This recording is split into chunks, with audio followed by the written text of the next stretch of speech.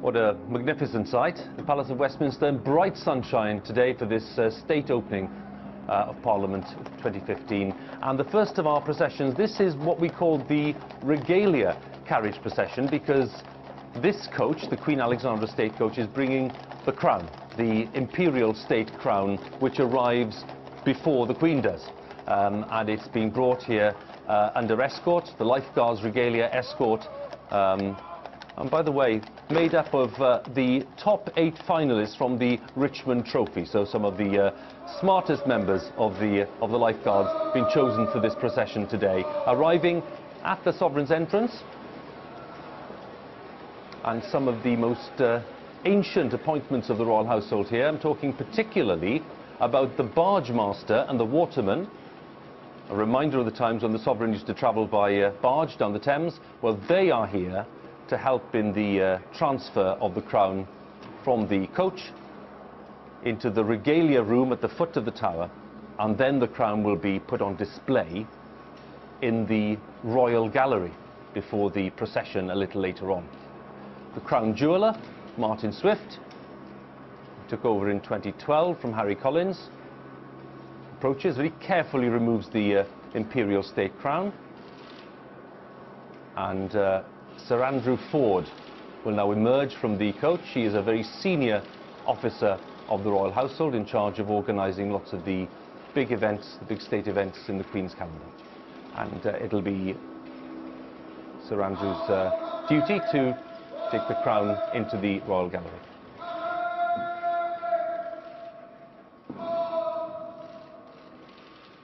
So the barge master hands over the imperial state crown with its 3,000 precious stones. You only see this crown on the occasion of a coronation or the state opening of Parliament. That's the only time in which it's seen.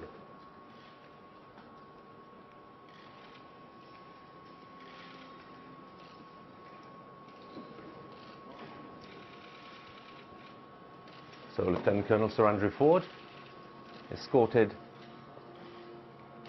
by members of the Gentlemen-at-Arms, and they will turn left briefly into the regalia room so that they can make sure that everything's in order for the procession up the royal staircase into the royal gallery. And I'll say something a little later on about those two items of insignia, the sword of state and the cap of maintenance. They are very significant elements as well of today's ceremony. And the imperial state crown has emerged from the regalia room. The dismounted detachment of the household cavalry ready for the Queen's arrival a little later on. So Sir Andrew Ford, a former officer in the Welsh Guards, who has been controller of the Lord Chamberlain's office at Buckingham Palace for many years now, is a very familiar figure at lots of these important state and ceremonial events. The crown itself, a replica of the crown made for Queen Victoria in 1838. This is the one made for George VI.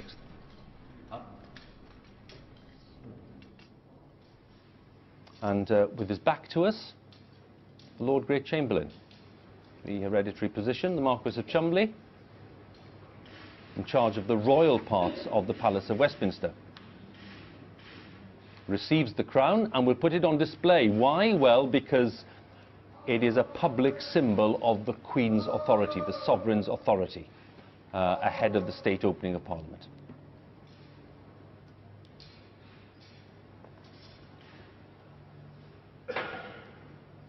So the imperial state crown is now on display, and it'll be joined soon by the sword of state and the cap of maintenance. That's coming in a short while.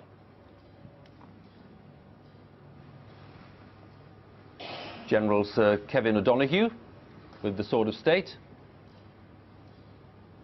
and Lieutenant Colonel Michael Vernon with the cap of maintenance. Cap of maintenance in the past, centuries ago, a kind of gift from the Pope to monarchs who were favoured. And the sword of state is one that was used at the coronation of James II back in 1685. So again, the principle of putting these insignia on display as very important symbols of the sovereign's authority.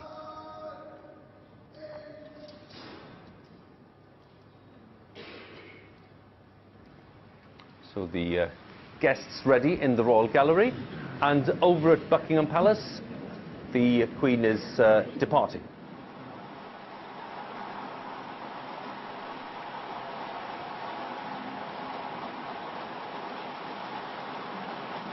In bright sunshine, that is the Diamond Jubilee State Coach. It was seen for the first time at state opening last year.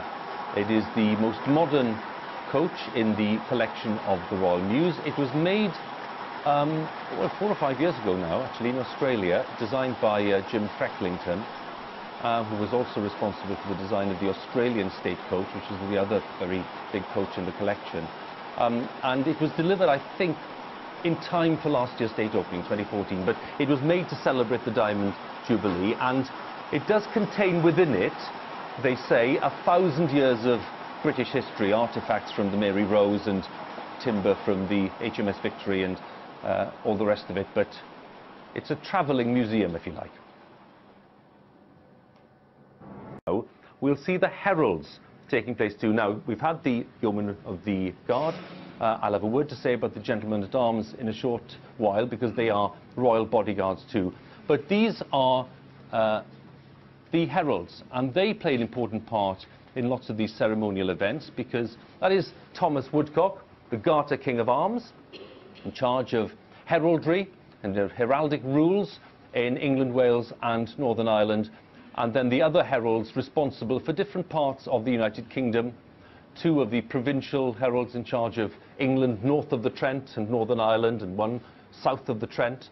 The Lord Lion in charge of heraldic business in Scotland, and the Wales Herald in Arms Extraordinary too. So you have a representation there of the heraldic tradition right across the United Kingdom. So they're making their way through the gallery, through this Norman porch, which I mentioned earlier, and they are now getting ready for Her Majesty's arrival in a few minutes' time. They will be there to greet the Queen, and the Household Cavalry detachment also there, and the great officers of state making their way there. Just on the left we have the Earl Marshal, on the right, and then on the left we have the Lord Great Chamberlain. They are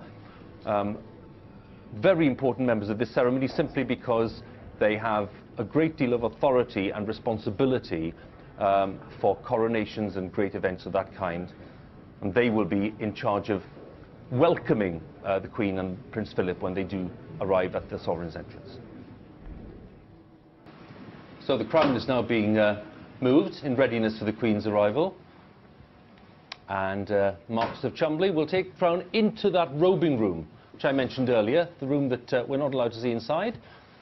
That is where the parliamentary robes are also ready for the Queen's arrival. They'll be worn for that procession in state. So the crown, having been on display then for just a few minutes, now being taken into the robing room. Let's see the Queen's progress along the Mall. Well, if we get weather like this for the Queen's birthday parade in a few weeks' time, we'll all be very happy. Great sight along the Mall there. The grand processional route leading from Buckingham Palace all the way up to Horse Guards, and then along Whitehall down to Parliament Square. So the Diamond Jubilee State Coach making its way, and they're a good perspective for us there to enjoy the sight of the Household Cavalry and the Sovereign's escort commanded today. The first officer of the escort is Major Warren Douglas of the Life Guards, responsible for escorting the Queen along to the Palace of Westminster. And over at the Palace of Westminster, we have the first of our royal arrivals in the Irish State Coach, Prince of Wales and the Duchess of Cornwall arriving. We saw them together at the state opening for the first time last year, and they're doing the same thing this year. I'll have to say, from our studio, we have a rather good view here, isn't it? The arrival. Prince of Wales will be celebrating his 67th birthday next, and it's the longest serving heir apparent in British history. You may not thank me for saying that. Position he's held since 1952. He's also the oldest heir to the throne, while I'm at it, since 1714. I promise I won't say anything else to upset Prince Charles. But I have to say, from our studio here now, this is a great vantage point.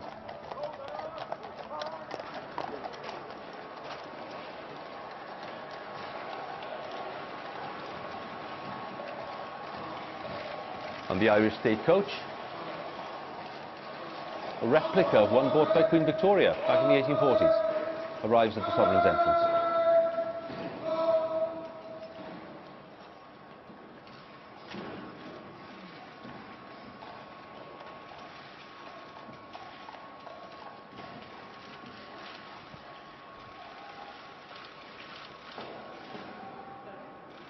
Prince of Wales had previously accompanied the Queen to the state opening on many occasions, at least 11 occasions before 1996, but then after 1996 there was a bit of a gap. But the Prince and the Duchess, as I say, appeared together last year, and they're here again, being welcomed by the Duke of Norfolk, the Earl Marshal. I'm very familiar with him, and a Guard of Honour, Household Cavalry, and the Heralds too. And the Prince and the Duchess, I think, will also make their way into that robing room in readiness for the procession in state through the gallery a little later on. Wonderful sight at Horse Guards Parade, where the Queen's coach is approaching the Horse Guards building. This is where the birthday parade and Trooping the Colour will happen in just a few weeks' time. And then once they pass through the famous Horse Guards Arch, they'll emerge onto Whitehall. And because of this lovely weather, the stand's in place for the Trooping the Colour. Once they're there, they'll realise that there are lots of crowds around today because it's perfect tourist weather. London's full of tourists at this time. It's half-term for lots of school children, of course, as well, so lots of them enjoying the day in London. And as we approach Parliament Square, you'll see the crowds getting increasingly thicker and more dense as we approach Parliament Square itself. But it's a good day to see a royal procession like this, and it's one we don't see very often, and certainly not in weather like this, when everything is glinting and shining. Household Cavalry being seen to best effect on a day like this. So turning on to Whitehall, and very soon passing the Welsh office, I'm bound to say that, on the right-hand side, at Downing Street, and past the Treasury and the Foreign Office down towards Parliament Square.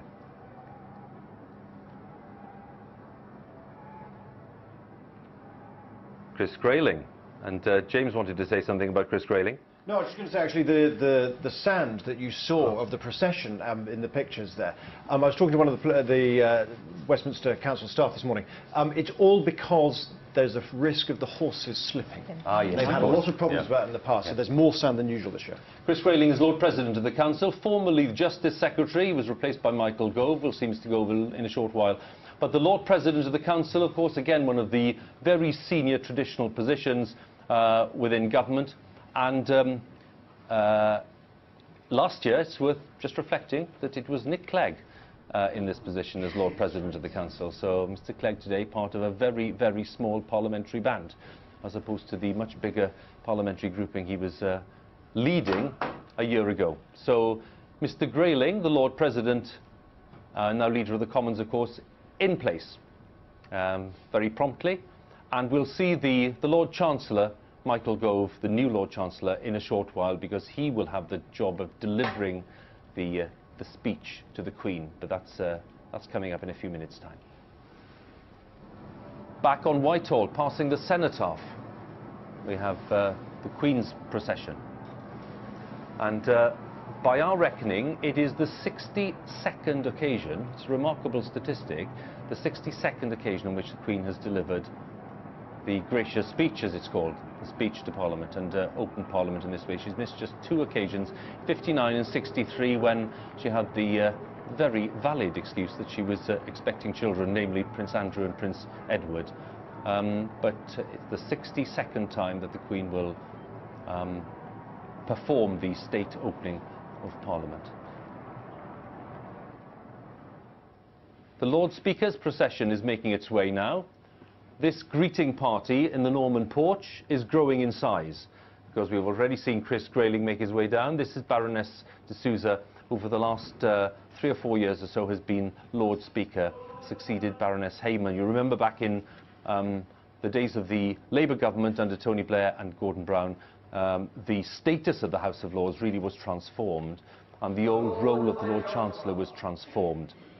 And there was an elected Lord Speaker put in place instead of the Lord Chancellor to preside in the House of Lords, and Baroness de Souza is the second of those elected Lord Speakers.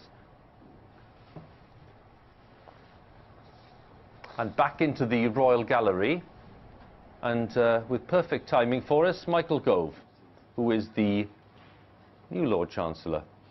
Procession led by Dame Ursula Brennan, who's Clerk of the Crown.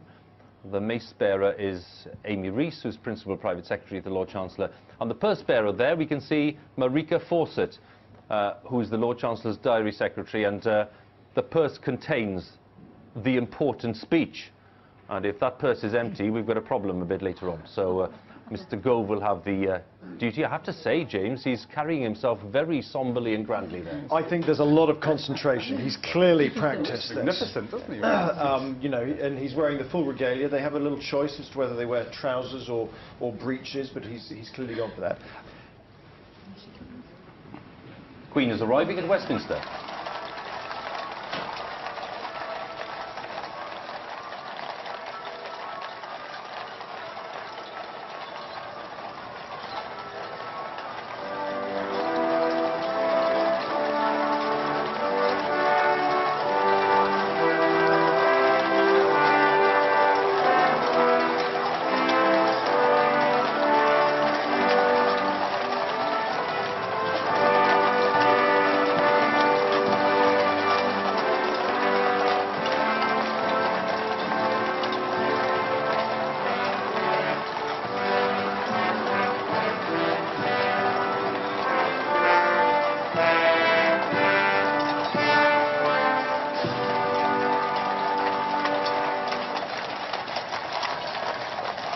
Queen and the Duke of Edinburgh arriving at the Palace of Westminster. A word about the Guards of Honour back at Buckingham Palace, the Welsh Guards celebrating their centenary this year.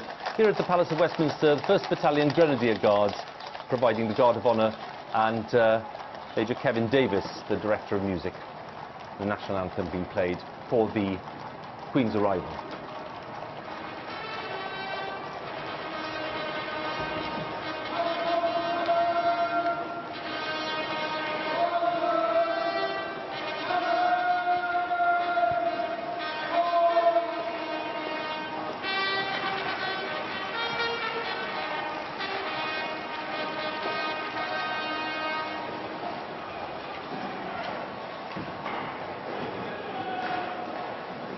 The fanfare is sounded, telling the world that the Sovereign is in Parliament. Duke of Edinburgh emerges, and Queen too, and the Queen sets foot in the Palace of Westminster. The Royal Standard will replace the Union flag at the top of the Victoria Tower.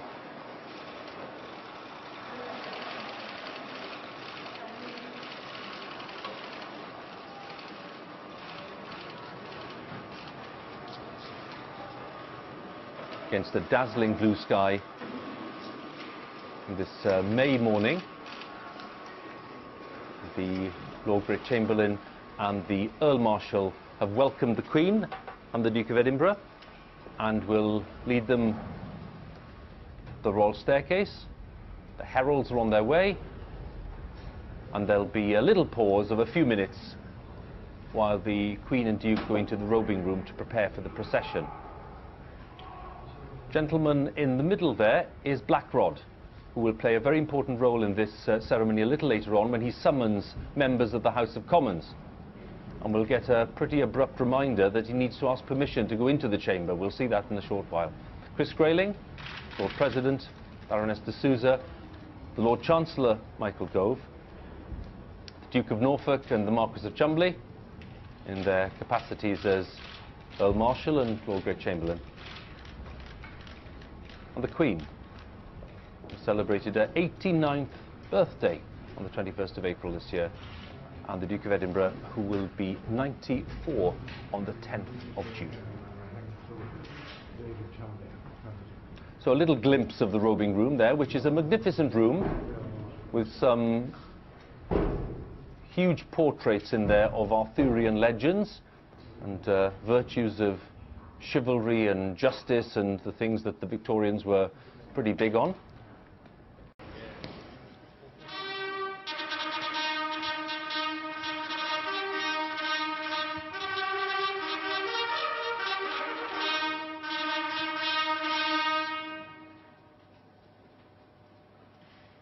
The fanfare of the state trumpeters and the procession in state for the state opening of Parliament 2015 is underway. The Queen and the Duke of Edinburgh making their way through the Royal Gallery towards the Prince's Chamber and then into the chamber of the House of Lords itself. Prince of Wales and the Duchess of Cornwall attending as a couple for the second time.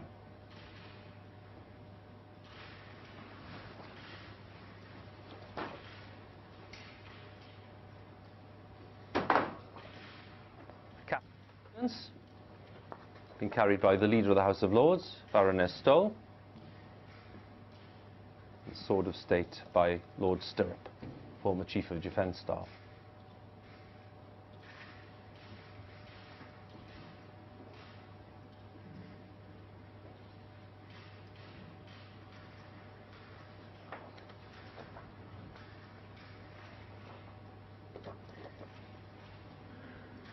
Into the Prince's Chamber, the little working ante-room, if you like, next to the House of Lords.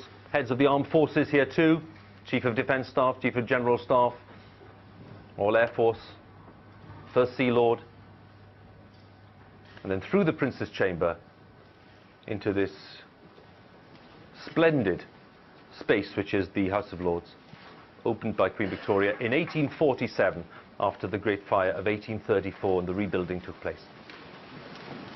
So for the 62nd time, Her Majesty the Queen prepares to open Parliament.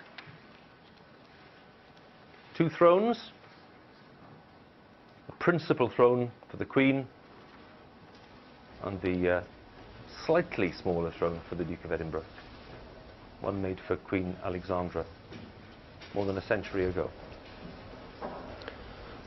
My lords, pray be seated.